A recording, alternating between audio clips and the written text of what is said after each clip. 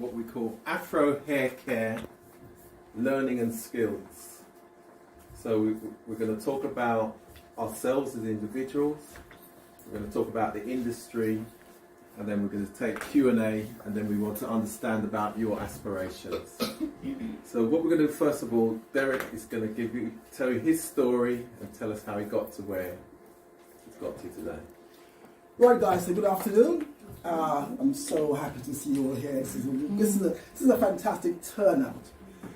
So this may be a bit premature in that I'm hoping that at the end of these sessions, we'll have potential hairdressers and hair carers.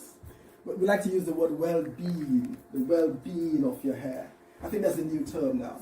So I'm Derek Clement. At 17 years of age, I started my apprenticeship in the West End of London.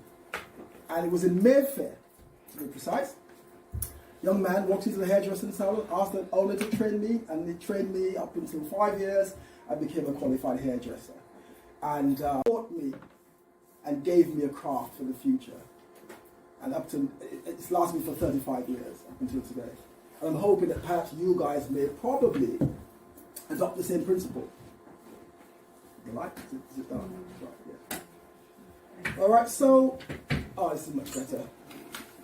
See everybody. So guys, I mean, we are in an era where, for the first time, I think, Afro hair is regarded as phenomenal. For the first time, can you imagine that, guys? There's a time when Afro hair was shorn upon, was scorned, it was belittled. People thought it was tough, it was hard, it doesn't grow. People thought, I mean, all the negatives was attributed to Afro hair. And interesting enough, today, companies like L'Oreal, now if you don't know who they are, that's the giant of the industry. They own everything as far as hair is concerned.